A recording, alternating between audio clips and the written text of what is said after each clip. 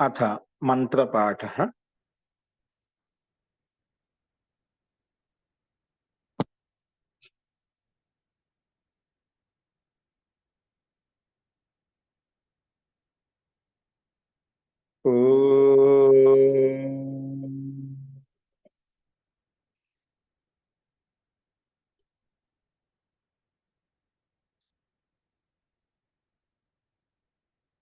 सहनाववतु सहनौ भुनक्तु सह वीर्यं करवावहै तेजस्विनावधीतमस्तु मा विद्विषावहै। ओम शांति शांति शांति।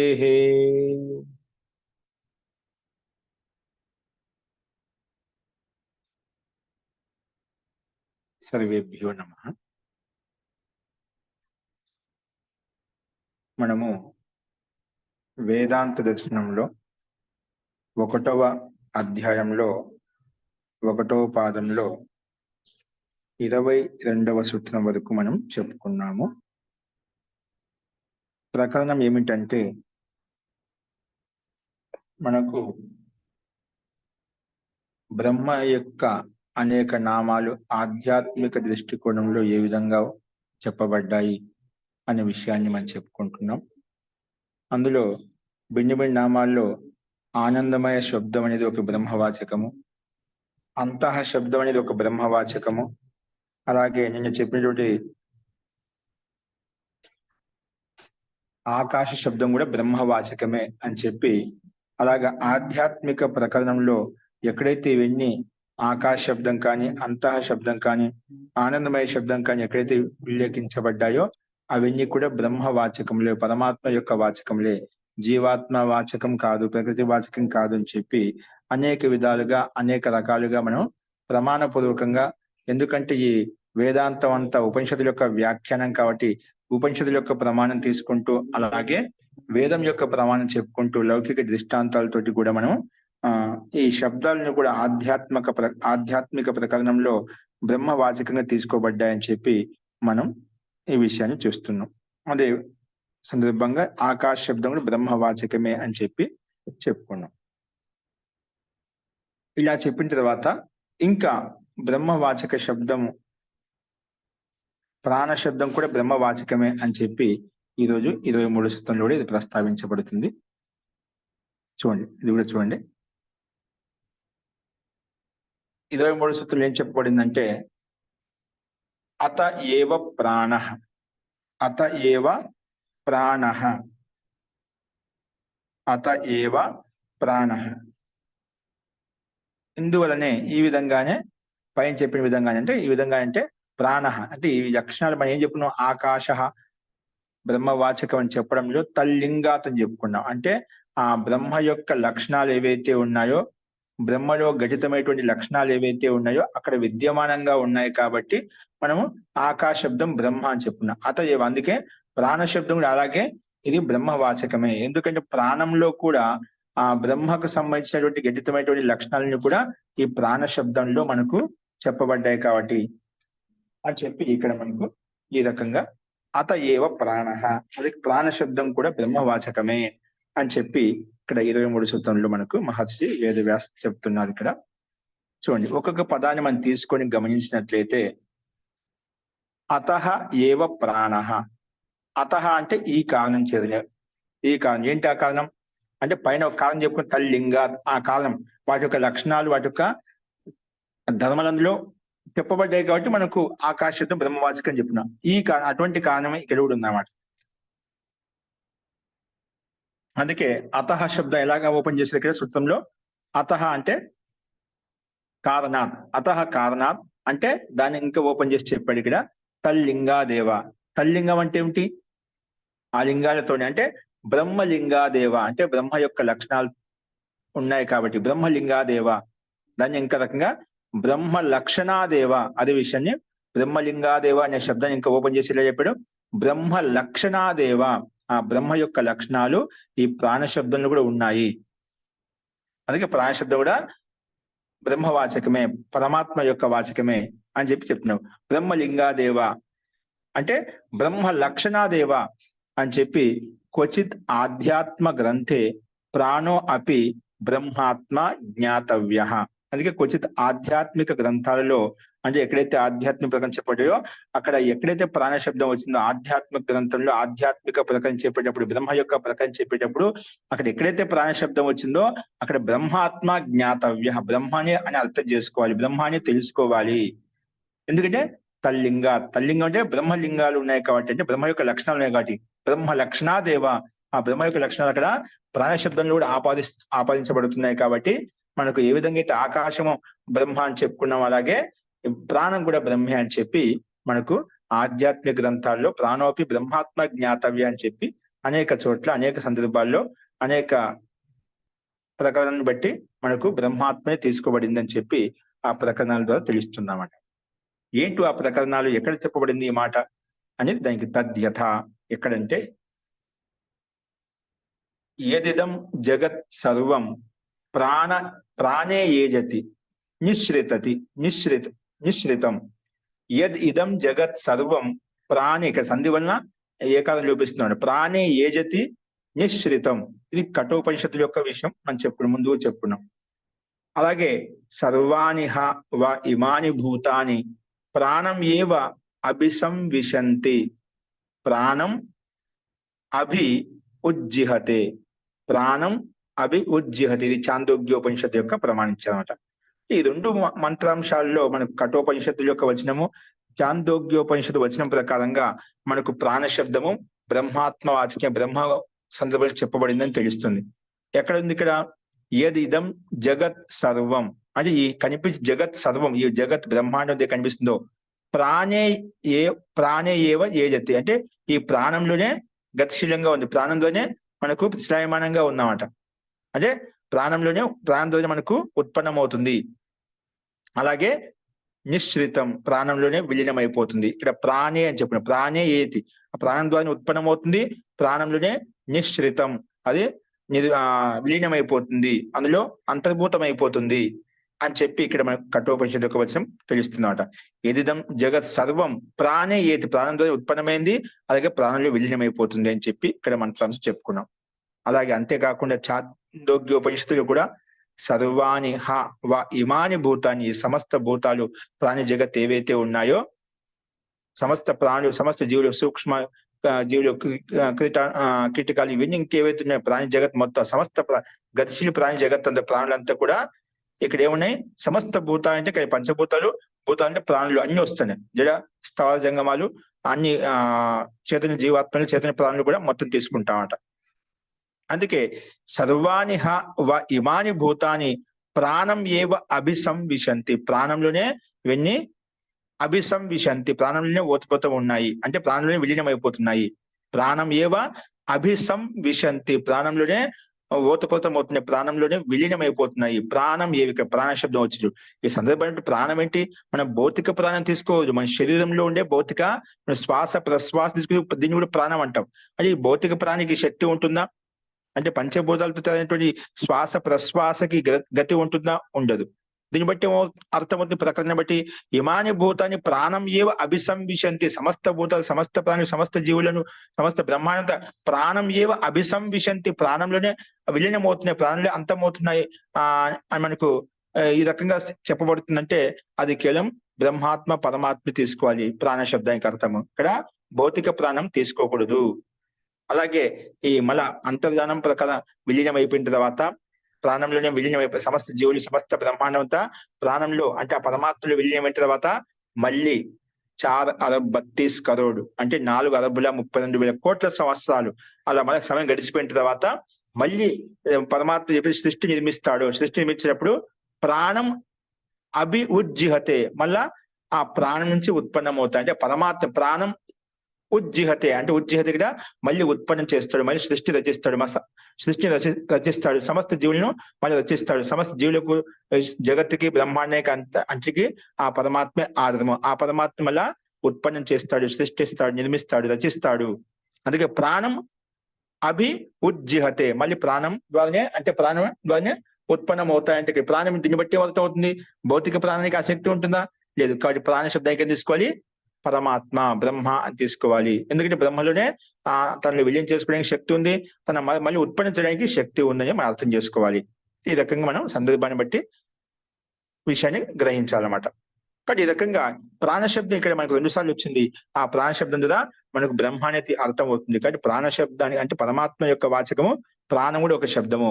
ఆధ్యాత్మిక గ్రంథంలో ప్రాణశబ్దం ద్వారా పరమాత్మ గ్రహించబడుతుంది, పరమాత్మని అర్థం చేసుకుంటారు. అది విషయం మనకు చాందోగ్యోపనిషత్తు ద్వారా కూడా స్పష్టమైంది. అందుకే అది విషయాన్ని సారాంభూతంగా అత్ర ప్రాణశబ్దేన బ్రహ్మాత్మ గ్రాహ్య, అందుకే సూత్రం 2 వచనాలు ఇచ్చినటువంటి ప్రాణశబ్దం ఏదైతే ఉందో ప్రాణశబ్దేన బ్రహ్మాత్మ గ్రాహ్య, బ్రహ్మాత్మ తీసుకోవాలి.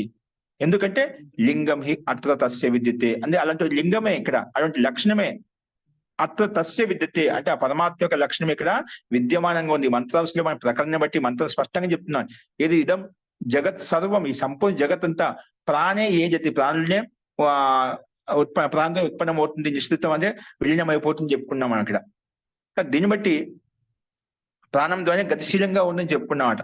అంటే అన్నిటికీ ప్రాణం అని చెప్పుకున్నాం. అలాగే సమస్త భూతాలు, సమస్త స్థావర జంగమాలు కూడా ప్రాణంలో విలీనం అయిపోతున్నాయి. మళ్ళీ ప్రాణం అభి ఉజ్జిహతే, దీనిలో ఉత్పన్నం అవుతుంది. దీన్ని బట్టి ప్రకారంగా, దీన్ని బట్టి మనకు స్పష్టంగా లింగమి అట తస్య విద్యతే, అంటే పరమాత్మ యొక్క లింగం, పరమాత్మ శక్తి సామర్థ్యాలు ఇక్కడ మనకు కనిపిస్తున్నాయి. అందుకే తస్య పరమాత్మన విద్యతే అంటే లక్షణాలు, లింగం ఆ పరమాత్మ యొక్క లక్షణమే ఉంది, ఆ పరమాత్మ యొక్క ధర్మమే ఇక్కడ మనకు ప్రత్యక్షం అవుతుంది. అందుకే సర్వ జగతో ధారణం, ఎందుకంటే సర్వ జగత్తు ధారణం, ఈ సంపూర్ణ జగత్ ధారణ చేసి ఉన్నాడనమాట. సర్వభూతోత్పాదన సంహార కార్యం చ, అలాగే సమస్త భూతాలను ఉత్పన్నం చేసేది, సంహార కార్యం చ, అలా సంహరించే కార్యం కూడా, సంహరించే పని కూడా, ఇంకా సంహరించే కార్యం కూడా, సంహరించే పని కూడా ఆ పరమాత్మే తీసుకున్నాడు. పరమాత్మే అన్నిటికీ ఆధారము. అందుకే ఇక్కడ ప్రాణ శబ్దం ద్వారా బ్రహ్మాత్మ తీసుకోవాలి. ఆ లక్షణం, ఆ లింగం మనకు కనిపిస్తుంది అని మనకు స్పష్టంగా ఇక్కడ చెప్పబడింది. ఎందుకంటే బ్రహ్మాత్మ తీసుకోవాలి. ఎందుకంటే ఈ సర్వ జగతో ధారణం, ఈ సంపూర్ణ జగత్ ధారణ చేసి ఉన్నాడు, పాలిస్తున్నాడు, పోషిస్తున్నాడు. అలాగే సర్వభూతోత్పాదన, సమస్త భూతాలను ఉత్పన్నం చేస్తున్నాడు. అలాగే సంహార కార్యం చ, ఇంకా సంహారం చేసేది, సమస్త భూతాలను, జీవులను, సమస్త ప్రాణాన్ని కూడా విలీనం చేసేది, అంతం చేసేది కూడా ఆ పరమాత్మే. దీన్ని బట్టి ఇక్కడ ప్రాణానికి భౌతిక ప్రాణం కాకుండా ఇక్కడ పరమాత్మ యొక్క వాచకం, ప్రాణశబ్దానికి పరమాత్మ, బ్రహ్మాత్మ అని తీసుకోవాలి అని చెప్పి ఇక్కడ కూడా స్పష్టంగా చెప్పబడింది. అందుకే స ఏవ సర్వేషాం ఉత్పద్యమానానాం వినశ్యమానానాం చ ఆశ్రయః. స ఏవ అంటే ఆ పరమాత్మే సర్వేషాం ఉత్పద్యమానానాం వినశ్యమానానాం చ ఆశ్రయః. ఈ సమస్త బ్రహ్మాండంలో, పిండంలో ఏవైతే ఉత్పన్నమవుతున్నాయో, ఏవైతే వినష్టమవుతున్నాయో, ఇవన్నిటికి కూడా ఆధారము, ఆశ్రయము స ఏవ. స అంటే స పరమాత్మ ఏవ, ఆ పరమాత్మే, ఆ ప్రాణమే అని అర్థం చేసుకోవాలి. ఈ సమస్త బ్రహ్మాండంలో జగత్తులు ఏవైతే చలాయమానంగా ఉన్నాయో, గతిశీలంగా ఉన్నాయో, ఏవైతే ఉత్పన్నం అవుతున్నాయో, అలాగే ఏవైతే వినష్టం అవుతున్నాయో, నష్టమైపోతున్నాయో, వినాశనం అయిపోతున్నాయో, వాటన్నిటికీ ఆధారము, ఆశ్రయము ఎవరు? ఆ పరమాత్మే. స ఏవా చ ఆశ్రయః, ఆ పరమాత్మే అన్నిటికీ ఆధారము, ఆశ్రయము అని చెప్పి ఇక్కడ మనకు ఈ విషయం చెప్పబడింది అన్నమాట. అంతేకాకుండా వేదే అపి ఇత్తం ఆగచ్చతి, వేదంలో కూడా ఇత్తం అంటే ఈ రకంగా, ఈ విధంగా మనకు వేదమంతం చెప్తున్నారు. వేదేపి ఇత్తం ఆగతి, ఈ రకంగా చెప్పబడుతుంది. ఏం చెప్పబడిందంటే, ఏ విషయం చెప్పబడిందంటే ప్రాణశబ్దో బ్రహ్మాత్మ అభిధాయక. వేదమంత్రాల్లో కూడా అనేక చోట్ల, అనేక సందర్భాలు ఈ రకంగా వచ్చిందన్నమాట. ఏమొచ్చిందంటే ప్రాణశబ్ద ఆధ్యాత్మిక ప్రకరణలో ఎక్కడైతే ప్రాణశబ్దం ఇవ్వబడిందో బ్రహ్మాత్మ అభిధాయక, అది బ్రహ్మాత్మ అని అర్థం చేసుకోవాలి. ఎక్కడైతే ఆధ్యాత్మిక ప్రాణశబ్దం కూడా అది బ్రహ్మ యొక్క వాచకం, బ్రహ్మనే ప్రతిపాదిస్తుంది, బ్రహ్మ యొక్క అర్థం తీసుకోవాలి. అందుకే బ్రహ్మాత్మ అభిధాయక, బ్రహ్మాత్మనే తెలియచేస్తుంది, బ్రహ్మాత్మనే వ్యక్తం చేస్తుంది అని చెప్పుకున్నాం. అలాగే ఇక్కడ వేదంలో కూడా ఈ రకంగా వచ్చింది. ప్రాణశబ్దం బ్రహ్మాత్మ యొక్క వాచకం అని చెప్పి వేదమంతాల్లో కూడా అనేక సందర్భాల్లో మనకు ఈ రకంగా ప్రస్తావించబడింది. అందుకే మనం ఏమంటామంటే ప్రాణాయ నమో యస్య సర్వమిదం వశే, అటువంటి ప్రాణ స్వరూపుడు ఆ పరమాత్మకి నమస్కారము. యస్య ఆ సర్వం ఇదం వశే, ఎవరి యొక్క వశంలో అయితే సంపూర్ణ జగత్తంతా వ్యాపించి ఉందో, ఎవరి యొక్క ఆధీనంలో ఈ సంపూర్ణ జగత్ బ్రహ్మాండం అంతా ఎవరి ఆధీనంలో ఉంది? ఆ పరమాత్మ యొక్క ఆధీనంలో ఉంది, పరమాత్మ యొక్క వశంలో ఉంది అనమాట. అందుకే యస్య సర్వం ఇదం వశే, ఎవరి యొక్క వశంలో అయితే ఈ సంపూర్ణ జగత్తంతా ఉందో అటువంటి ప్రాణస్వరూపుడు బ్రహ్మకు నమః, నమస్కారము, ప్రాణాయ నమః అని చెప్తారు. ప్రాణ శబ్దము భౌతిక ప్రాణం కాకుండా ఆ పరమస్వరూపుడు అంటే జ్యోతిష్ బ్రహ్మ తత్వంతో యుక్తమైనటువంటి అక్కడ ప్రాణ శబ్దం చేత బ్రహ్మని తీసుకోవాలి, పరమాత్మ తీసుకోవాలి. అందుకే ప్రాణాయ నమో యస్య సర్వం ఇదం వశే, ఎవరి యొక్క వశనైతే ఈ సంపూర్ణ జగత్తంతా వశీభూతంగా ఉందో. అందుకే ఎందుకంటే యో భూత అంటే ఆయన స్వయంభూ అంట, స్వయం విరాజమానుడై ఉన్నాడు ఈ బ్రహ్మాండంలో, ఈ పిండంలో అంతటా కణకణంలో. యో భూత అంటే వ్యాపించి ఉన్నాడు, విస్తరించి ఉన్నాడు, విద్యమానంగా ఉన్నాడు, విరాజమానంగా ఉన్నాడు ఆ పరమాత్మ. అలాగే సర్వస్యేశ్వర యస్మిన్ సర్వం ప్రతిష్ఠితం, అలాగే సర్వస్య ఈశ్వరు ఆ పరమాత్మ సమస్త బ్రహ్మాండానికి, సమస్త పిండానికి, సమస్త లోకాంతరాలకు కూడా ఈశ్వరుడు అంటే స్వామి. సర్వస్య ఈశ్వర, సంపూర్ణ జగత్తుకి. అలాగే ఈ జగత్ అంటే సామాన్యంగా తీసుకోవాలి, విశాలంగా తీసుకోవాలి. ఈ సమస్త లోకాంతరాలు ఏవైతే కనిపిస్తున్నాయో కదా, నక్షత్రాలు ఏవైతే కనిపిస్తున్నాయో వాటన్నిటి కూడా స్వామి. సర్వస్య ఈశ్వర, దాని వలన సర్వేశ్వరు అని చెప్పుకున్నామట. సర్వస్య ఈశ్వర. అలాగే యస్మిన్ సర్వం ప్రతిష్ఠితం, యస్మిన్ ఎవరిలైతే ఈ మొత్తం జగత్తంతా బ్రహ్మాండం అంతా లోకాంతంతా ప్రతిష్ఠితమై ఉన్నాయో అటువంటి శక్తి సంపన్నుడైనటువంటి ఆ ప్రాణస్వరూపుడైన పరమాత్మకు నమః అని నమస్కరిస్తున్నాను. అంతటా విరాజమానుడై ఉన్నటువంటి, అందరికీ స్వామి అయినటువంటి, అంతటా అన్ని చోట్ల ప్రతిష్టాత్మక ఉన్నటువంటి అటువంటి ఎవరి ఆదంలోకి సంపూర్ణ జగత్తంతా వశంలో ఉందో అటువంటి ప్రాణస్వరూపుడైనటువంటి బ్రహ్మకు నమస్కారము అని చెప్పి ఇక్కడ మనకు స్పష్టంగా చెప్పారు. అందుకే ప్రాణాయ నమో అని చెప్పి చెప్పిన ప్రాణాయ నమః సంధి వలన ఓకారం వచ్చేసింది. ఈ మొత్తానికి వేద మంత్రంలో కూడా ప్రాణశబ్దం బ్రహ్మవాచకం అని చెప్పి స్పష్టంగా ఈ మంత్రం ద్వారా తెలిసింది. ఇది అథర్వవేదం యొక్క మంత్రాన్ని ప్రమాణంగా చెప్పుకున్నాం. అలాగే అందుకే దీని యొక్క తాత్పర్యమే సర్వస్య అస్య జగతః ప్రతిష్టానం వశీ ఈశ్వరశ్చ. అందుకే సర్వస్య అస్య జగత, ఈ సంపూర్ణ ఈ జగత్తుకి ప్రతిష్టాత్మైనటువంటి వాడు ఆ పరమాత్మ. ఉత్పన్నం స్థితి అన్ని ధారణం చేసి ఉన్నాడంటే ఆ పరమాత్మ అన్నిటికీ ఆధార స్వరూపుడు, బ్రహ్మాండానికి ఆధార స్వరూపుడు ఆ పరమాత్మే. అందుకే సర్వస్య అస్య జగత, ఈ సంపూర్ణ జగత్కి, బ్రహ్మాండానికి, విశ్వానికి ప్రతిష్టానం. అలాగే వశి, తన వశంలో ఉంచుకునే ఎవరంటే ఆ పరమాత్మే. వశి ఈశ్వరశ్చ, వశంలో ఉంచుకునే ఆ ఈశ్వరే. ఈశ్వరశ్చ అని చెప్పున్నా అంటే ఈశ్వరు అంటే బ్రహ్మాత్మ, అంటే పరమాత్మ ఏవ భవితుం అర్హతి. నహి శరీరవర్తి ప్రాణన క్రియావాన్ ప్రాణః, నహి శరీరవర్తి ప్రాణన క్రియావాన్ ప్రాణః. అందుకే సర్వస్య అస్య జగతః ప్రతిష్టానం వశి ఈశ్వరశ్చ, అంటే బ్రహ్మాత్మ అంటే పరమాత్మ ఏవ భవితుం అర్హతి. అంతేగాని నహి శరీరవర్తి, శరీరంలో విద్యమానంగా ఉన్నటువంటి ప్రాణన క్రియ అంటే భౌతిక ప్రాణం అయితే శ్వాస ప్రశ్వాస ఏదైతే తీసుకుంటున్నామో ప్రాణన క్రియవాన్ ప్రాణ కాదు. ఇక్కడ ప్రాణ అంటే పరమాత్మ తీసుకోవాలి. ఎందుకంటే ఈ సంపూర్ణ జగత్తుకి ప్రతిష్టాత్మకటువంటి వాడు వశి, ఆ సంపూర్ణ జగత్ వశంలో ఉంచుకున్నటువంటి వాడు, తన ఆధీనంలో ఉంచుకున్నటువంటి వాడు. అలాగే అందుకే అతని అటువంటి ఈశ్వరుని బ్రహ్మాత్మ అని చెప్పాం, పరమాత్మ అని చెప్పుకున్నాం. అది పరమాత్మ ద్వారా సంభవిస్తుంది, భవితుం అర్హతి. అంతేగాని నహి శరీరవర్తి ప్రాణక్రియావాన్ ప్రాణ తీసుకోకూడదు, శరీరంలో ఉండే భౌతిక ప్రాణం తీసుకోకూడదు అని చెప్పి ఈ రకంగా ప్రాణ శబ్దం కూడా బ్రహ్మవాచకమే అని చెప్పి ఇక్కడ మన ఉపనిషత్తు యొక్క వచనం ద్వారా, వేద వచనం ద్వారా కూడా మనకు స్పష్టంగా ఈ సూత్రం ద్వారా కూడా మనకు తెలుస్తుంది. కాబట్టి ఆ బ్రహ్మ యొక్క అనేక నామాల్లో ఆనందమయ స్వరూపం బ్రహ్మవాచకమే. అలాగే అంతః శబ్దం బ్రహ్మవాచకమే, ఆకాశ శబ్దం బ్రహ్మవాచకమే. ఆకాశమే కాకుండా ప్రాణ శబ్దం కూడా బ్రహ్మవాచకమే అని చెప్పి ఈ రకంగా ఈ సూత్రం ద్వారా కూడా మనకు స్పష్టంగా చెప్పుకున్నాం. అస్తు. ఇలా చెప్పిన తర్వాత అంతేకాకుండా ఇంకా ఆధ్యాత్మిక దృష్టికోణంలో కేవలం ఇంతే కాకుండా జ్యోతి శబ్దం కూడా ఆ బ్రహ్మవాచకమే. మనం చెప్తూ ఉంటాం అనేక లౌకిక వ్యవహారంలో. జ్యోతి స్వరూపుడు అంటే ఆ పరమాత్మ, అగ్నిస్వరూపుడు అంటే ఆ పరమాత్మ, ప్రాణస్వరూపుడు అంటే ఆ పరమాత్మ. ఇవన్నీ మనం లోక వ్యవహారం చెప్పుకుంటున్నాడు. అంటే ఇవన్నీ ప్రాణానికి ఆ రకం చెప్తున్నాయి. ఎందుకంటే ఇప్పుడు చాలా మంది సరే చూద్దాం ఇక్కడ జ్యోతిష్ చరణ చూడండి నెక్స్ట్ 24వ సూత్రము. జ్యోతి చరణాభిధానాత్, నెక్స్ట్ శబ్దం వచ్చింది జ్యోతి శబ్దం వచ్చింది. ఇవన్నీ మనం చెప్పుకుంటూ ఉంటాం లోక వ్యవహారంలో కూడా. అంటే లౌకికంగా కూడా, ఆధ్యాత్మికంగా, వైదికంగా కూడా మనం అనేక రకాలు చెప్పుకుంటూ ఉంటాం అనమాట. అస్తు. జ్యోతిశ్చరణాభిధానాత్. జ్యోతి చరణ అభిధానాత్, ఇది మనకు పదం. జ్యోతి చరణాభిధానాత్ అంటే ఆ పరమాత్మ జ్యోతి స్వరూపుడు.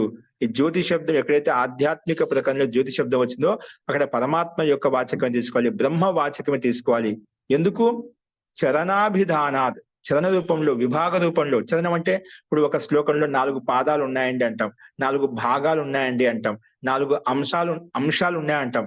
ఏదో ఇది 1వ చరణం అండి, ఇది 2వ చరణం, ఇది 3వ చరణము, ఇది 4వ చరణం అంటుంటాడు. అంటే ఒక శ్లోకంలో కొన్ని చోట్ల 2 పాదాలతో ఉంటుంది, కొన్ని చోట్ల 4 పాదాలతో శ్లోకం ఉంటుంది, కొన్ని చోట్ల ఒక మంత్రంలో కూడా కొన్ని చోట్ల 3 పాదాలు ఉంటాయి, కొన్ని చోట్ల 4 పాదాలు ఉంటాయి, కొన్ని చోట్ల 2 పాదాలు ఉంటాయి అన్నమాట. అట్లా పాదం అంటే ఒక భాగము, దాన్ని చరణం కూడా అంటాం. ఏమంటాము? చరణము లేదా అంశము, ఒక టుకుడ, ఒక ముక్క అంటాం కదా మనం. అలాగా 4 ఒక మొత్తం ఒక పదార్థమే దాన్ని 4 భాగాలు చేశాం, 4 ముక్కలు చేశాం అంటే కదా. అలాగే 4 చరణాలు, 4 అంశాలు. అలాగా చరణ శబ్దానికి ఈ రకంగా అర్థాలు తీసుకోవచ్చు. అలాగా విభాగ రూపంలో అభిధాన చెప్పబడింది కాబట్టి, వర్ణించబడింది కాబట్టి, అంటే ఆ జ్యోతి స్వరూపమైన బ్రహ్మాత్మను విభాగ రూపంలో క్రమంగా, అంటే క్రమంగా, చరణాలంటే క్రమబద్ధంగా, అభిధానాలు అక్కడ చెప్పబడింది కాబట్టి, అనే వేద మంత్రాల్లో అంటే ఒక్కొక్క క్రమంలో క్రమబద్ధంగా 1వ చరణంలో, 2వ చరణంలో, 3వ చరణంలో, అలాగే 1వ భాగంలో, 2వ భాగంలో క్రమంగా అభిధాన అక్కడ వ్యక్తం చేయబడింది కాబట్టి, వర్ణించబడింది కాబట్టి జ్యోతిష్ శబ్దం కూడా ఆ బ్రహ్మ వాచకమే, పరమాత్మ వాచకం తీసుకోవాలి. కానీ భౌతిక జ్యోతి అయితే ఉందో, ప్రకాశం అయితే ఉందో అది తీసుకోకూడదు. జ్యోతి శబ్దం పరమాత్మ వాచకమే, బ్రహ్మ వాచకమే అని చెప్పి ఎలా తెలుస్తుంది? చరణాభిధాన, చరణముల ద్వారా అంటే పాదముల ద్వారా మనకు అభిధాన చెప్పబడింది కాబట్టి జ్యోతి శబ్దం బ్రహ్మవాచకమే అని చెప్పి అర్థం చేసుకోవాలి. చూడండి, అదే పదాన్ని ఇక్కడ ఓపెన్ చేసి చెప్పారు. ఏంటంటే జ్యోతి, జ్యోతి శబ్దం ముందు సూత్రంలో ఉండే జ్యోతి పదాన్ని ఓపెన్ చేసి చెప్పారు. ఏంటంటే జ్యోతి అంటే ఆధ్యాత్మ గ్రంథే పఠితో జ్యోతి శబ్దో అపి బ్రహ్మాత్మ అభిధాయకో అస్తి. ఆధ్యాత్మ గ్రంథాల్లో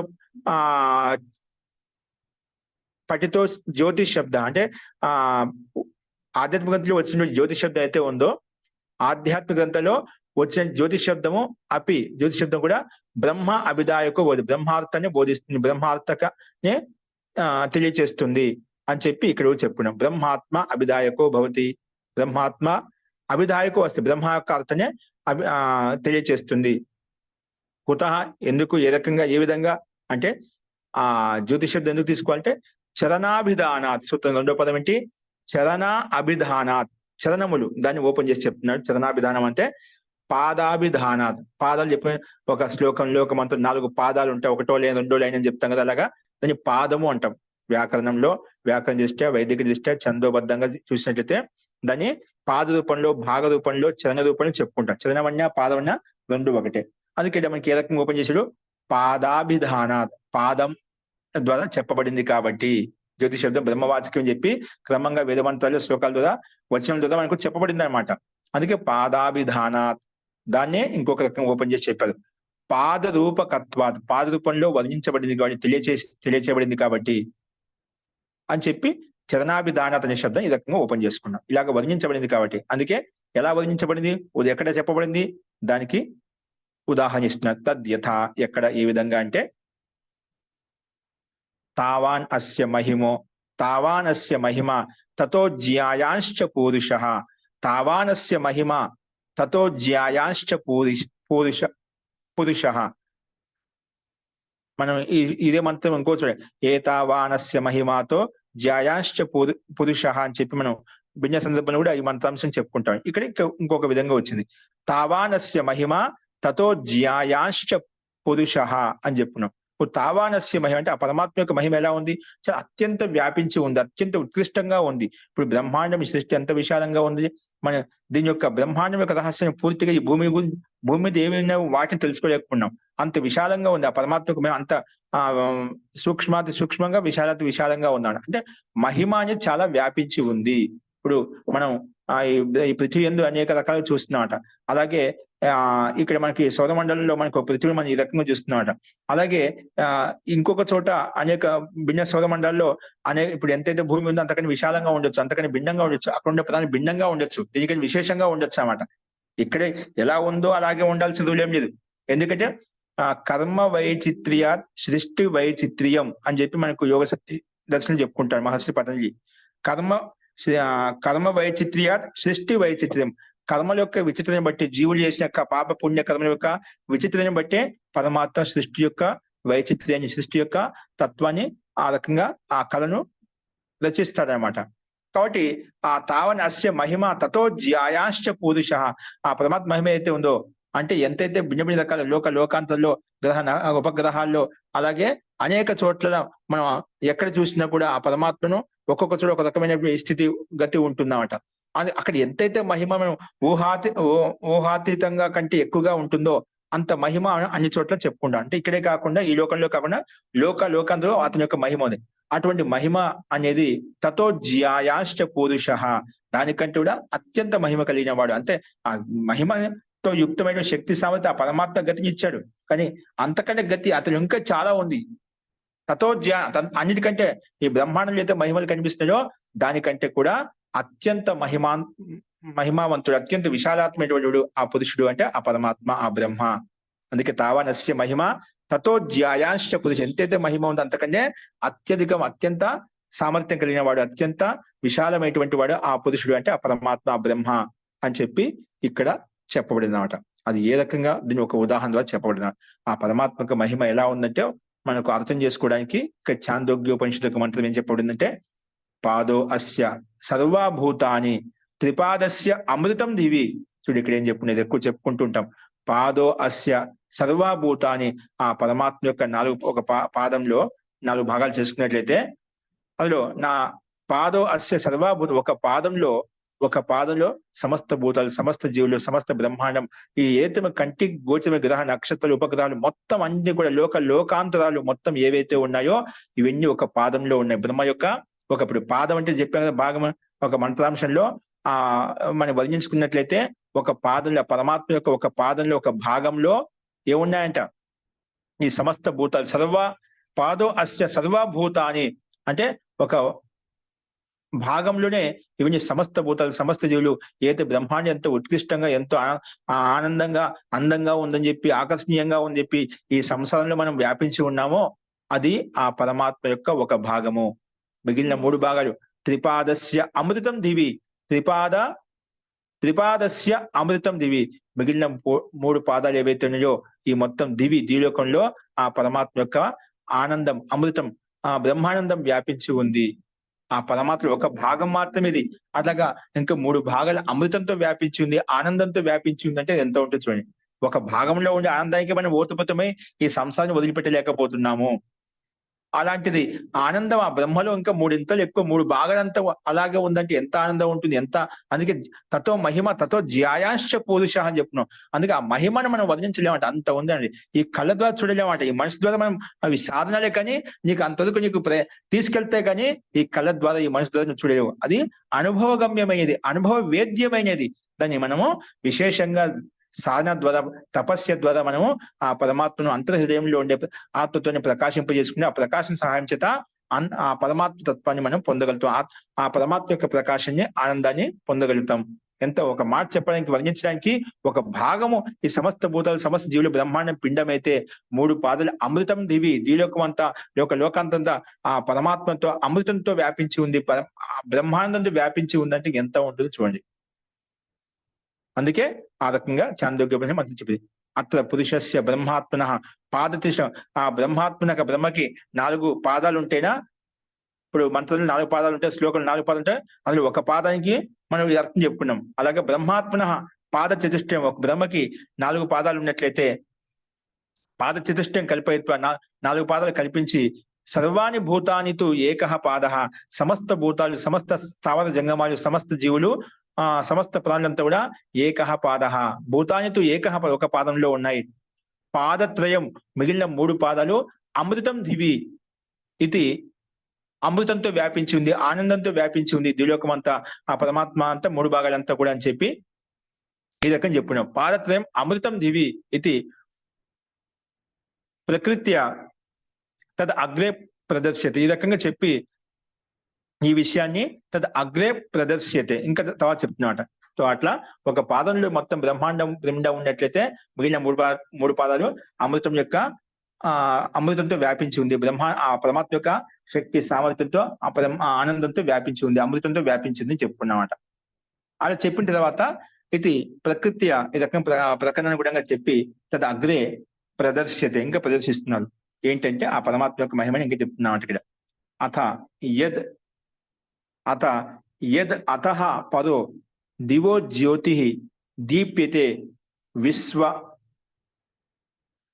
విశ్వతః పృష్ఠేషు సర్వతః పృష్ఠేషు అనుత్తమేషు ఉత్తమేషు లోకేషు ఇదం వావ తద్ యదిదం అస్మిన్ అంతః పురుషే జ్యోతి ఏతస్య ఏష దృష్టి.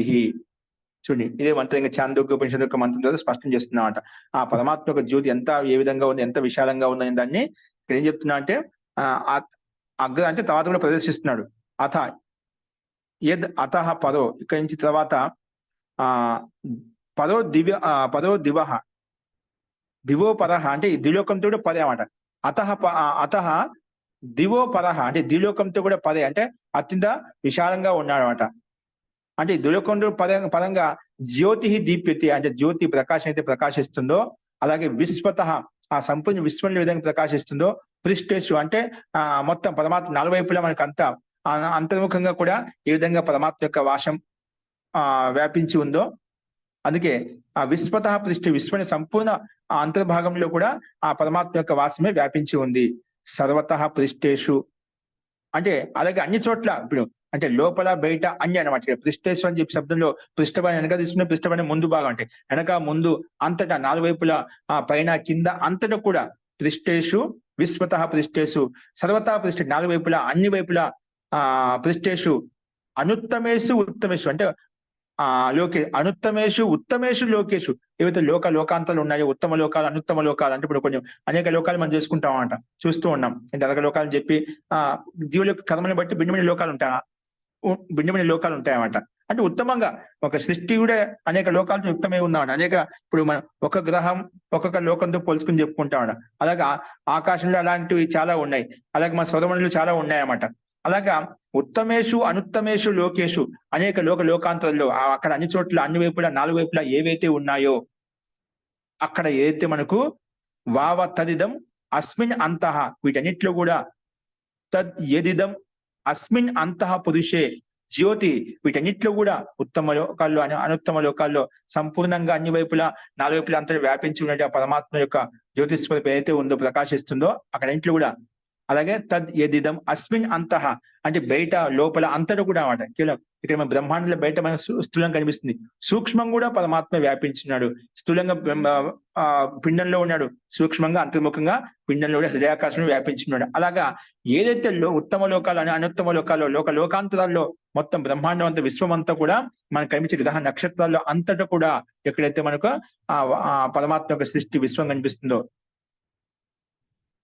తద్ యదిదం అస్మిన్ అంతః పురుషే జ్యోతి తస్య ఏష దృష్టి. ఇది పరమాత్మ యొక్క దృష్టి, పరమాత్మ యొక్క సామర్థ్యం, పరమాత్మ యొక్క మహిమ అనేది మనకి ఇక్కడ ఉందని చెప్పి అంతటా పరమాత్మ అన్ని వైపులా నాలుగు వైపులా అంతటా ఓతప్రోతమై ఉన్నాడు, వ్యాపించి ఉన్నాడు. అటువంటి అంతటా వ్యాపించిన జ్యోతి ప్రకాశం అయితే ఉందో అది ఆ పరమాత్మే. కానీ ఇక జ్యోతి శబ్దం కూడా అనేక చోట్ల మనకు సందర్భం బట్టి పరమాత్మ వాచకమే అర్థం కనిపిస్తుంది. సామాన్య భౌతిక జ్యోతి ప్రకాశం ఇక్కడ తీసుకోకూడదు. అందుకే జ్యోతి తస్య ఏష దృష్టి, ఆ పరమాత్మ యొక్క దృష్టి ఇది అంత విశాలంగా ఉంది. కానీ ఇక జ్యోతి శబ్దం పరమాత్మ వాచకమే. అంటే మనకు మూడు రకాలు చెప్పాడు.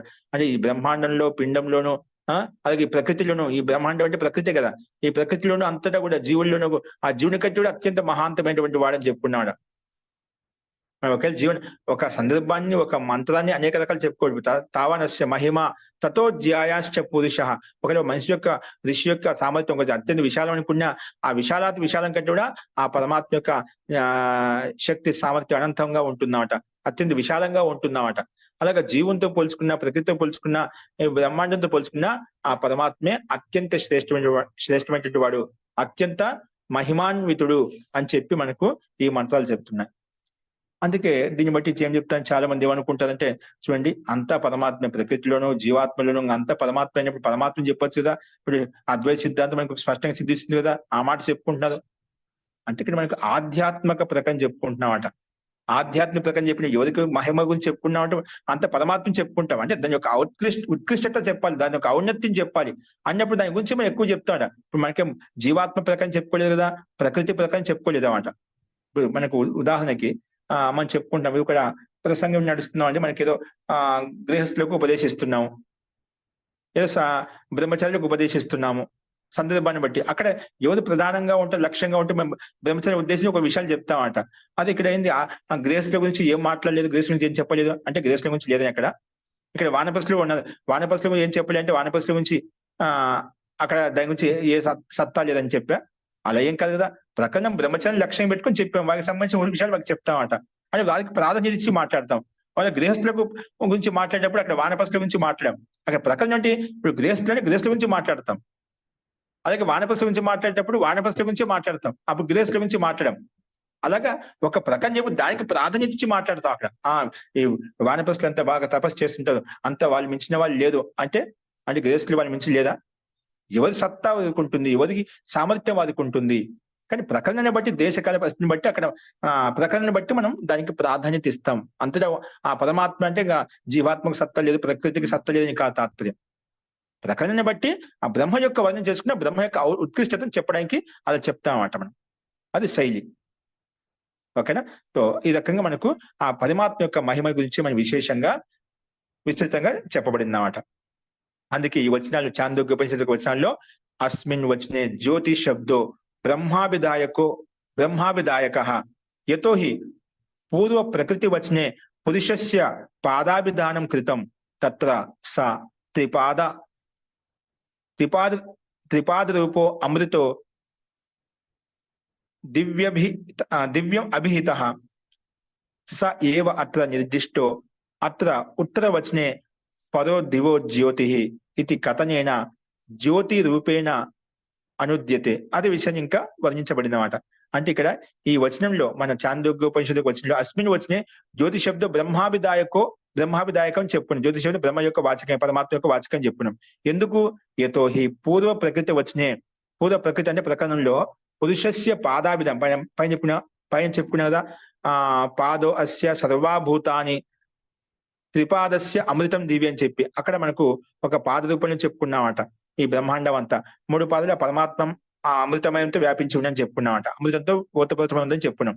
అదే విషయం ఇక్కడ పూర్వ ప్రకృతి వచ్చిన పురుషస్య పాదాభిధానం కృతం, ఆ పాదం యొక్క అభిధానం చెప్పుకున్నాం. తత్ర అక్కడ స త్రిపాద రూపో అమృత, 3 పాదాలతో అమృతంతో వ్యాపించిన అమృతానందంతో వ్యాపించి ఉన్నాడు. అమృతో దివి అభిహిత, అమృతో దివి అభిహిత, దివ్యలోకవంతుడా అమృతంతో వ్యాపించి ఉంది అని చెప్పి అక్కడ త్రిపాద రూప అమృతో దివి అభిహిత అని చెప్పి అక్కడ చెప్పుకున్నామట. ఆ దివ్యలోకం అంతా కూడా ఆ పరమాత్మ 3 పాదాలతో వ్యాపించి ఉన్నాడు. అందుకే ఇక్కడ స ఏవ అత్ర నిర్దిష్ట, అందుకే ఇక్కడ జ్యోతి శబ్దం ద్వారా ఆ పరమాత్మ తీసుకోవాలి, ఆ బ్రహ్మాత్మ తీసుకోవాలి, అదే నిర్దేశించబడింది. అందుకే స ఏవ అత్ర నిర్దిష్టో అత్ర ఉత్తర వచనే, అలాగే ఉత్తర వచనం మనం చెప్పుకున్నామట. తర్వాత వచనం కూడా చెప్పింది పాదో అస్య సర్వభూతాన్ని త్రిపాదస్య అమృతం దివ్య అని చెప్పిన తర్వాత మళ్ళా మిగిలిన అంశం ఏది చెప్పుకున్నా ఆ అంశంలో కూడా స ఏవ ఉత్తర వచనే పదో దివో జ్యోతి, పదో దివో పైన అతః పదో దివో జ్యోతి దీప్యతే విశ్వతః పృష్టేషు సర్వతః పృష్టేషు అనుత్తమేషు ఉత్తమేషు లోకేషు ఇదం వావ అని చెప్పుకున్నా కదా మంత్రాంశంలో ఆ వచనం కూడా. అత్ర ఉత్తర వచనే పదో దివో జ్యోతి అంటే ఈ దివ్యలోకంలో పదే ఆ జ్యోతి స్వరూపుడు ఆ పరమాత్మ అని చెప్పినాం. ఇది కథన, ఈ కథనం ద్వారా కూడా జ్యోతి రూపేణ అనుద్యతే. ఇప్పుడు ప్రథమాంశం పాదో అస్య పాద రూపాన్ని వ్యక్తం చేసుకొని పరమాత్మ 4 పాదాలుగా తీసుకున్నట్లయితే పరమాత్మ ఒక పాదంలో ఆ బ్రహ్మాండ సంపూర్ణ విశ్వం ఉందని చెప్పుకున్నాం, సమస్త జీవులు ఉన్నాయని చెప్పుకున్నాం. కానీ 3 పాదం అమృతం చెప్పుకున్నాం. 2వ పాదం ఏం చెప్పిందంటే దాన్ని ఇక్కడ ఓపెన్ చేసి చెప్తున్నాను ఇంకా విశాలంగా. అందుకే ఇది కథనైన జ్యోతి రూపేణ అనుద్యతే. అది అక్కడ జ్యోతి శబ్దం అయితే ఉందో ఆ విషయంలో కూడా అనుద్యతే చెప్తున్నారు. ఏం చెప్తున్నారంటే పదో దివో జ్యోతి ఇది కథన, ఈ కథనం ద్వారా జ్యోతి రూపేణ అనుద్యతే, జ్యోతి రూపంలో అభివ్యక్తం చేస్తున్నారు.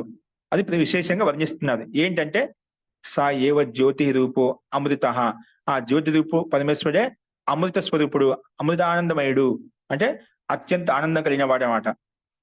అమృత బ్రహ్మాత్మ సర్వలోకేషు, సర్వలోక పృష్ఠే సంపూర్ణ లోకాల్లో, సర్వలోక పృష్ఠే సంపూర్ణ లోకాల్లో అంటే లోపల బయట అంతటా అనమాట.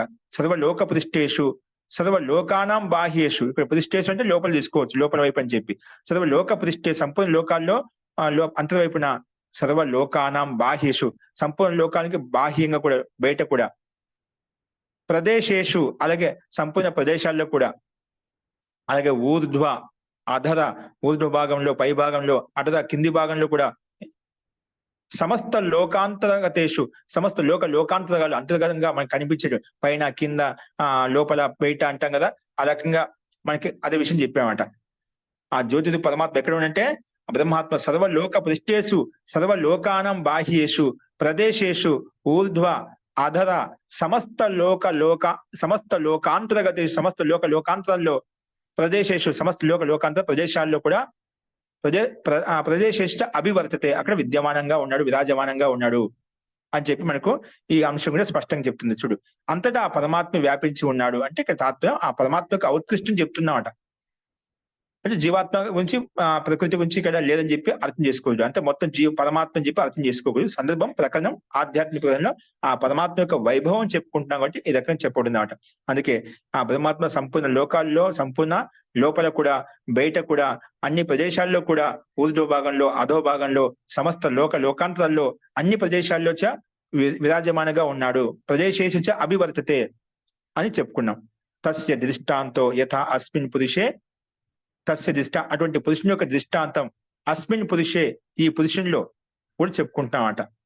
తస్య అంటే పరమాత్మ దృష్టాంతాన్ని యథా అస్మిన్ పురుషే ఈ పురుషునిలో శరీరే అంతర్జ్యోతి, ఈ శరీరంలో ఉండే అంతర్జ్యోతి అయితే ఉందో దాన్ని ఓపెన్ చేసి చెప్పే ఆత్మజ్యోతి ఇహ జ్యోతి అభివర్తతే. అలాగే ఈ బ్రహ్మాండంలో మనం చెప్పుకున్నాం, బ్రహ్మాండం చెప్పిన బ్రహ్మాండంలో ఎప్పుడు లోకాంతరాలు చెప్పుకున్నాం కదా. ఇప్పుడు ఆ సర్వలోక ప్రతిష్టేసు సర్వలోకానం బాహ్యేసు ప్రదేశేషు ఊర్ధ్వ అట అన్ని ఒక ప్రకృతి విషయంలో, బ్రహ్మాండ విషయంలో అని చెప్పుకుంటూ వస్తున్నామట. అలా చెప్పిన తర్వాత ఆ పరమాత్మ తస్య దృష్టాంత, ఆ పరమాత్మ యొక్క అంతటా వ్యాపించి ఉన్నటువంటి ఆ పరమాత్మ దృష్టాంతని ఇంకా యథా అస్మిన్ పురుషే ఈ పురుషునిలో, ఈ పిండంలో కూడా, అస్మిన్ పురుషే శరీరే అంతర్జ్యోతి శరీరంలో ఉండే జ్యోతి ప్రకాశం అయితే ఉందో హృదయాకాశంలో, శరీరే అంతఃజ్యోతి అంటే ఆత్మజ్యోతి అంటే జీవాత్మ యొక్క జ్యోతి అయితే ఉందో, ఇహ జ్యోతి అభివర్తతే అంటే ఈ జ్యోతి అంటే ఆత్మలో కూడా విరాజమానంగా ఉండేటువంటి జ్యోతి ఆ పరమాత్మ. అంటే శరీరం అంతర్గతంలో ఉండే జ్యోతి ఏదైతే ఉందో అంటే జీవాత్మకు అంతర్గతంలో ఉండే జ్యోతి కూడా ఆ పరమాత్మ అని చెప్పి ఇక్కడ అంటే ఈ హృదయాకాశంలో శరీరంలో అంతర్గతంలో కూడా ఆ పరమాత్మ వ్యాపించి ఉన్నాడు. కాసేపు జ్యోతి శబ్దాన్ని అక్కడ ఆత్మ శబ్దాన్ని జీవాత్మ యొక్క వాచకం కాకుండా ఈ శరీరంలో ఉన్నటువంటి జ్యోతి ఏదైతే ఉందో మనకు అంటే ఆ జ్యోతి కూడా ఆ జీవాత్మ కానీ ప్రకాశిస్తున్నాడు. ఆ జ్యోతిలో కూడా విరాజమైనటువంటి జ్యోతి మనకు ఆ పరమాత్మ యొక్క జ్యోతి. అందుకే శరీరే అంతర్జ్యోతి అంటే ఆత్మజ్యోతి ఇహ జ్యోతి అభివర్తిత, ఏ జ్యోతి మనకి వెలుగుతుందో, ప్రకాశిస్తుందో, గతిశీలంగా ఉంటుందో అది పరమాత్మ యొక్క జ్యోతి. తీసుకొని పరమాత్మ యొక్క తత్వమే, పరమాత్మ శక్తి ఎక్కడ పనిచేస్తుందని చెప్పి మనం అర్థం చేసుకోవాలి. అందుకే ఇక్కడ జ్యోతి శబ్దం అయితే మనకు ఈ వర్ణన ప్రకారంగా మనకు ఈ మంత్రాల ద్వారా మనకు స్పష్టమవుతుంది. జ్యోతి శబ్దం ఆధ్యాత్మిక ప్రకారం ఏ వచ్చినా అది బ్రహ్మవాచకమే అని చెప్పి తీసుకోవాలి, అది పరమాత్మ యొక్క వాచకం తీసుకోవాలి అని చెప్పి పిండంలో బ్రహ్మాండంలో కూడా ఆ జ్యోతి అంటే పరమాత్మ యొక్క జ్యోతి ప్రకాశిస్తుంది, విరాజమానంగా ఉందని చెప్పుకున్నాం. అందుకే ఇక్కడ చెప్తున్నారు ఉక్తం హి అన్యత్ర, అలాగే ఉక్తం హి అన్యత్ర వేరే చోట కూడా చెప్పబడింది ఇదే ప్రమాణం, ఇదే తత్వాన్ని. వేదే జ్యోతి ఉక్తం హి అన్యత్ర వేదే, వేదంలో వేరే చోట వేదంలో కూడా చెప్పబడింది అన్నమాట. జ్యోతి అంటే ఆత్మజ్యోతి, జ్యోతి అంటే ఆత్మజ్యోతి. విమే కర్ణాః పతయో విచక్షు విచక్షు వి ఇదం జ్యోతి హృదయం ఆహితం యత్ యథా ఏవ ఆత్మా జ్యోతి తథైవ బ్రహ్మాత్మాపి జ్యోతిరస్తి, జ్యోతి అస్తి. అంటే ఇక్కడ ఏమంటున్నా అంటే ఉక్తం హి అన్యత్ర వేదే, వేద చోట కూడా వేదంలో ఈ రకంగా చెప్పబడింది. జ్యోతి అంటే ఏమిటి? ఆత్మజ్యోతి. అంటే దాన్ని ఓపెన్ చేసి చెప్పే ఉదాహరణ, వి మే కర్ణాహ పతయో వి చక్షు వి ఇదం జ్యోతి హృదయం ఆహితం యత్. అంటే ఇక్కడ ఈ కర్ణ శబ్దము మన కర్ణేంద్రియం చెవులు ఏవైతే ఉన్నాయి, ఈ నా చెవులు ఏవైతే ఉన్నాయో విశేషంగా పతయ అన్ని విశేషంగా గతిశీలంగా ఉన్నాయి, అంటే ఆ కర్ణేంద్రియాలు ఏవైతే ఉన్నాయో ఆ రకంగా దాన్ని గ్రహిస్తున్నాయన్నమాట. అలాగే విచక్షు, ఈ చక్షుంద్రియాలు ఏవైతే ఉన్నాయో అన్ని విషయాన్ని చూస్తున్నాయన్నమాట. అక్కడ కర్ణ విమే కర్ణాపతయ, ఇవి ఏవైతే ఉన్నాయో కర్ణాల చెవులు, వ్యాకరణ దృష్టి ప్రకారంగా కర్ణవు అనే శబ్దం కర్ణ రూపంలో మనం వ్యక్తం చేసుకుంటాం వేదంలో. అలాగే విచక్షు, ఈ చక్షులు ఏవైతే ఉన్నాయో అని దృశ్యాలు చూస్తున్నామట. అటువంటి అలాగే ఇదం జ్యోతి స్వరూపం ఏదైతే ఉందో జ్యోతి హృదయం ఆహితం, ఆ హృదయాకాశంలో ఉన్నటువంటి వ్యాపించి ఉన్నటువంటి ఆహితమైనటువంటి ఏ తత్వం అయితే ఉందో ఆ తత్వం ఇక్కడ మనకు ఆత్మజ్యోతిగా తీసుకోవాలి, పరమాత్మ జ్యోతిగా తీసుకోవాలి అని చెప్పి యథా ఏవ ఆత్మజ్యోతి తథైవ బ్రహ్మాత్మ జ్యోతి అస్తి. ఇక్కడ ఈ శరీరంలో అంటే జ్యోతిగా చెప్పుకున్నామట. ఇది ఈ మన శరీరంలో ఇంద్రియాలు మనకు శబ్దాన్ని గ్రహిస్తున్నాయంటే కర్ణేంద్రియాలు అది జ్యోతి స్వరూపం అంట. ఆ జ్యోతి, ఆ ప్రకాశం, ఆ శక్తి ఉంది గ్రహించగలుగుతున్నాయి. చక్షులు ఆ శక్తి ఉంది కానీ సంపూర్ణ బ్రహ్మాండంలో పదార్థం చూడగలుగుతున్నాయి అన్నమాట. అలాగే హృదయాకాశంలో ఒక జ్యోతి ఉంది, ఆ జీవాత్మ యొక్క జ్యోతి ప్రకాశం ఉంది కాబట్టి వీని గతిశీలంగా వీని సక్రియం పనిచేస్తున్నాయి. అటువంటి జ్యోతి స్వరూపం అంటే పరమాత్మ జ్యోతి కూడా అందరికీ ప్రకాశం ఇచ్చేటువంటి జ్యోతి, ఆ పరం జ్యోతి, ఆ పరమాత్మ. కాబట్టి జ్యోతి శబ్దము పరమాత్మ యొక్క వాచకం తీసుకోవాలి, బ్రహ్మ వాచకం తీసుకోవాలి అని చెప్పి ఈ ఋగ్వేదం యొక్క మంత్రంలో చెప్పబడింది అన్నమాట. అందుకే యథా ఏవ ఆత్మజ్యోతి, ఈ విధంగా ఆత్మజ్యోతి మనలో శరీరంలో విద్యమానంగా ఉందో తథైవ అలాగే బ్రహ్మాత్మ అపి జ్యోతిరస్తి, బ్రహ్మాత్మ కూడా జ్యోతి ప్రకాశము, జ్యోతి స్వరూపం అని చెప్పి అర్థం చేసుకోవాలి. ఈ జ్యోతి కూడా జ్యోతిని ప్రకాశించేటువంటి, ఈ ప్రకాశాంతాన్ని కూడా ప్రకాశించేటువంటి ఆ జ్యోతి, ఆ పరమాత్మ జ్యోతి అంటే ఆ పరమాత్మ యొక్క ప్రకాశమే. సూర్యుడు ప్రకాశవంతుడే, ఆ సూర్యుని కూడా ప్రకాశించేది ఆ పరమాత్మే. కానీ ఆ జ్యోతిష్వుడు ఆ ప్రకాశంలో ప్రకాశం ఇచ్చేటువంటి వాడు, గతిశీల ప్రాణులు కూడా గతినిచ్చేటువంటి వాడు ఆ పరమాత్మే అని చెప్పి ఇక్కడ చాలా సందర్భాల్లో మనకి జ్యోతిషం అయితే కనిపిస్తుందో అది బ్రహ్మవాచకమే స్పష్టమవుతుంది. ఎక్కడ జీవాత్మ యొక్క వాచకం కానీ పరమాత్మ యొక్క ప్రకృతి యొక్క వాచకం కానీ ఎక్కడ మనకు అభివ్యక్తం కాలేదు. కాబట్టి ఈ రకంగా మనకు జ్యోతిష్ శబ్దం బ్రహ్మవాచకమే తీసుకోవాలి అని చెప్పి ఈ రకంగా మనకు చెప్పబడింది. అలాగే వేదేపి దివహ పరహ ఇతి వత్ ఉచ్యతే, అలాగా ఇంకొక మంత్రాలు కొన్ని ఇవ్వబడ్డాయి వేదంలో కూడా. ఈ రకంగా దివహ పరహ ఇతి వత్ ఉచ్యతే అని చెప్పి మనకు యజుర్వేదం యొక్క మంత్రాలు ఇంకా ప్రమాణాలు చూపించబడుతుంది. జ్యోతిషం ఎక్కడైతే మనకు వచ్చిందో ఆధ్యాత్మికంలో ఇవన్నీ కూడా పరమాత్మ యొక్క తత్వాన్ని బోధిస్తున్నాయి. కాబట్టి ఎక్కడ మనం జ్యోతిష్ శబ్దాన్ని కూడా ఆ పరమాత్మను సంబోధించాము, జ్యోతి రూపంలో కూడా ఆ పరమాత్మ సంబోధిస్తాము. కాబట్టి ఇవన్నీ కూడా జ్యోతిష్ శబ్దం పరమాత్మ యొక్క వాచకమే. ఎందుకంటే చరణాభిధానాలు, ఈ వేద మంత్రాల్లో ఉండే చరణముల ద్వారా, ఉపనిషత్తులో ఉండే చరణముల ద్వారా మనకు స్పష్టంగా కథనం కనిపిస్తుంది, వ్యాఖ్యానం ప్రతిపాదన కనిపిస్తుంది. కాబట్టి ఈ జ్యోతి శబ్దం బ్రహ్మవాచకమే. ఇది భౌతిక జ్యోతి కాకుండా బ్రహ్మ జ్యోతి, పరమాత్మ జ్యోతి అని అర్థం చేసుకోవాలని చెప్పి ఈ రకంగా విషయాలు చెప్పుకున్నా ఉంటాయి. అలాగే కొన్ని ఇంకా ప్రమాణాలు ఉన్నాయి, మనకు సమయం అతిక్రమిస్తుంది. ఇందులో ఇది మిగిలిన అంశం అయితే ఉందో రేపు చెప్పుకుందాము. ఇప్పుడు చెప్పిన విషయాల్లో కానీ మంత్రాల్లో కానీ అంతకన్నా ముందు ఏమైనా సందేహాలు ఉంటే చెప్పండి.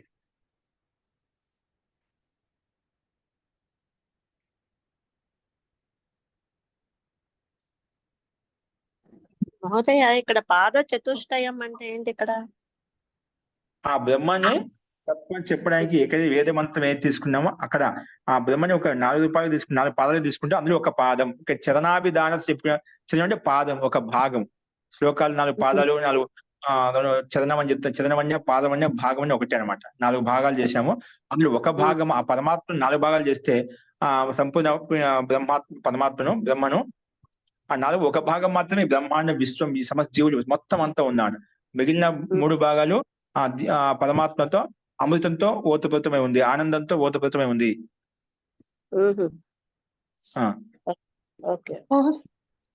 చేసుకునే ప్రాణాపానం అంటాం కదా మహోదయ. ప్రాణాపానము అంటే మనం ఉచ్ఛ్వాసాలు పీల్చటం వదలటమా మహోదయ, లేక ప్రాణము అపాన వాయువు అదే మహోదయ? ఈ అర్థం తీసుకోవాలి. అపానం అంటే అపానానికి మనకు మన శరీరంలో ప్రాణము, అపానము, వ్యానము, ఉదాహరణ పంచ ప్రాణాలు ఉంటాయన్నమాట. ఒక్కొక్క ప్రాణానికి ఒక్కొక్క గతి ఉందన్నమాట. ప్రాణము కంఠంలో ఉంటుంది, అపానము అధోభాగంలో ఉంటుంది, ఓకేనా. వ్యానము అలాగా మధ్య భాగంలో ఉంటుంది, ఉదానము మస్తిష్క భాగంలో ఉంటుంది. అలాగా ఒక్కొక్క ప్రాణం యొక్క గతివిధి సంపూర్ణ శరీరంలో వ్యాపించి ఉండి శరీరానికి గతినిస్తుంది. అంటే ఈ మన పిండము గతిపూర్వక నడవాలంటే ఇవన్నీ కూడా మనకు ప్రాణ అపాన వ్యాన ఉదాన సమానాలతోటి మనకు ఇవన్నీ చలాయమానంగా ఉన్నాయి. అదంతా మనం ప్రకరణలో ఒకసారి చెప్పుకున్నాం. ప్రాణం ఎక్కడ ఉంటుంది, అపానం ఎక్కడ ఉంటుంది, ఒక ప్రకరణ చూస్తే మీకు తెలుస్తుంది. ఓకేనా. ఓకే మహోదయ. జీ ఇంకా అండి.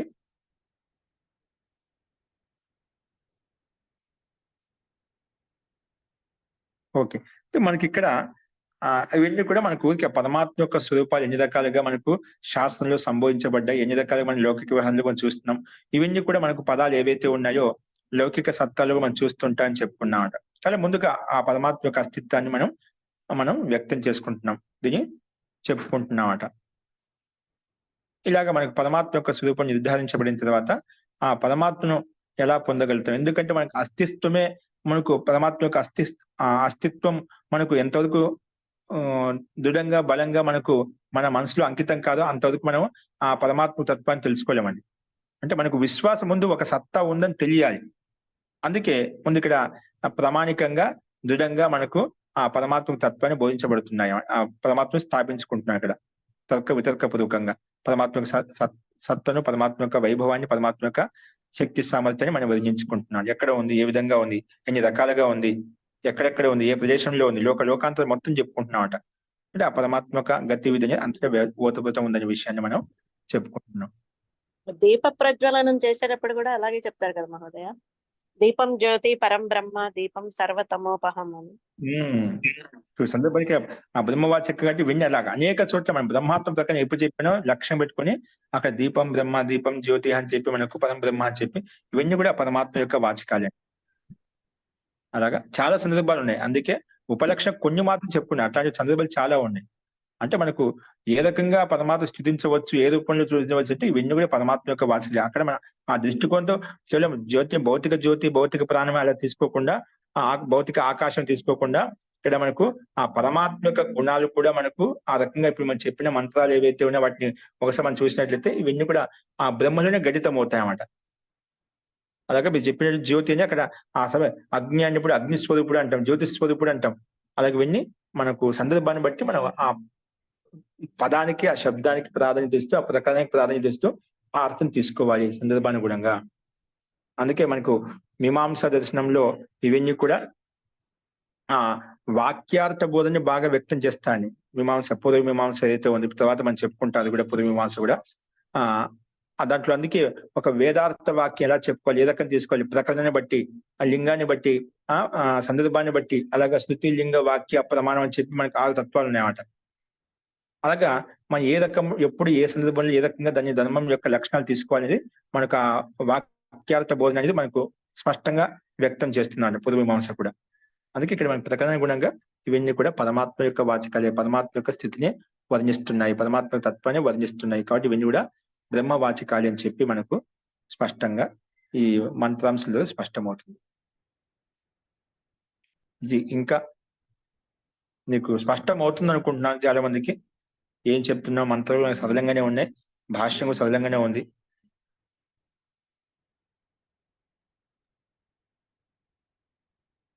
లేదంటే ఏంటండి?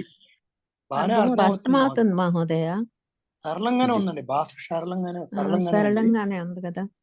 ఏం చెప్తా అంటే నేను ఇది ఇలా మనం ముందు ఒక విషయం ఇవన్నీ వేదవ్యాస మహర్షి యొక్క సూత్రాన్ని అనేక మంది అనేక రకాలు చూస్తుంటారు. చూసే దృష్టికోణం భిన్నంగా ఉంటున్నాం. మనం ఒక దృష్టికోణం చూస్తున్నాడు. అలా ఏదో ముందు ఒక దృష్టికోణం పట్టుకున్నామంటే తర్వాత మీరు ఏ గ్రంథం చదివినా, ఈ భాష ఎందు, ఈ సూత్రం ఎందు భాష చదివినా అప్పుడు నీకు అన్ని కొత్త విధాలుగా పలు విధాలుగా నీకు అర్థమవుతాయి. అప్పుడు ఇంకా విశేషంగా తెలుసుకోవచ్చు. అందుకే ఏదైనా కానీ ముందు ఒకటి సిద్ధాంతం పట్టుకోండి. ఒకటి పట్టుకున్న తర్వాత ఒకటి మనకు గట్టిగా పాదం మోపుకున్న తర్వాత రెండో పాదం ఎక్కడ పెట్టినా బాగా తెలుస్తుంది అన్నమాట. ఇప్పుడు మనకు ఒక పాదం గట్టిగా లేదనుకోండి ఏది అర్థం కాదన్నమాట. అందుకే మనం ఒకటి పట్టుకున్న ఒక సిద్ధాంతం, వాళ్ళందరూ దీని మీద పనిచేసిన వాళ్ళే. అందరికీ లక్ష్యం మహర్షి వేదవ్యాస్ రాసినటువంటి సూత్రాల మీదనే లక్ష్యంగా పెట్టుకొని వాళ్ళు ప్రామాణికంగా భావించి అందరూ భాష రచించడం. అంటే ముందుగా మహర్షి వేదవ్యాస్ అందరూ స్వీకరిస్తున్నారు, అంగీకరిస్తున్నామట, ప్రామాణికంగా తీసుకున్నామట. మనం దాని నుంచి మనం ఒక్కొక్కరు ఒక భాగంలో ఒక దృష్టికోణంలో ఉండి మనం వ్యాఖ్యానం చేసుకుంటున్నామట.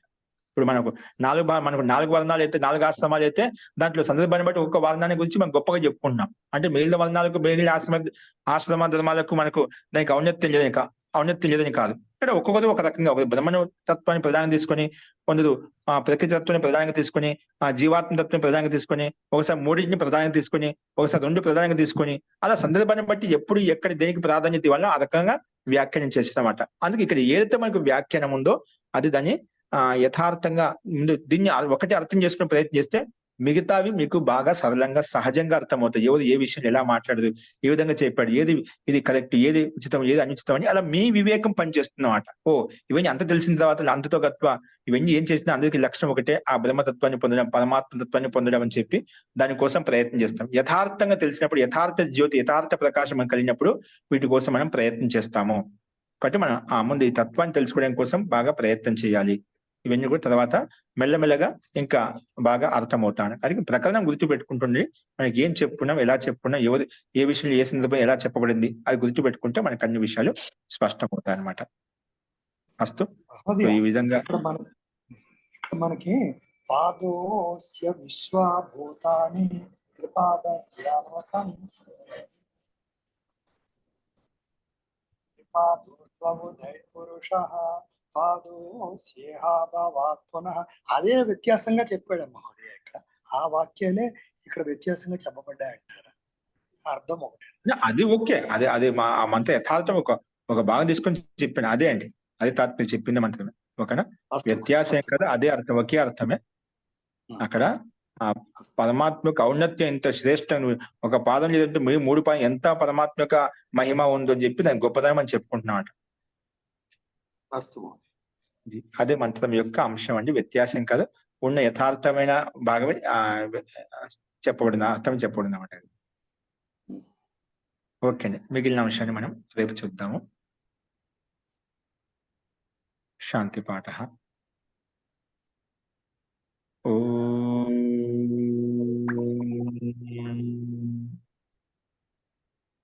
సర్వే భవంతు సుఖినః, సర్వే సంతు నిరామయాః, సర్వే భద్రాణి పశ్యంతు, మా కశ్చిత్ దుఃఖభాగ్ భవేత్. ఓం శాంతి శాంతి శాంతిః. సర్వేభ్యో నమః. అందరికీ నమస్కారం అండి. నమస్తే నమస్తే మహోదయ.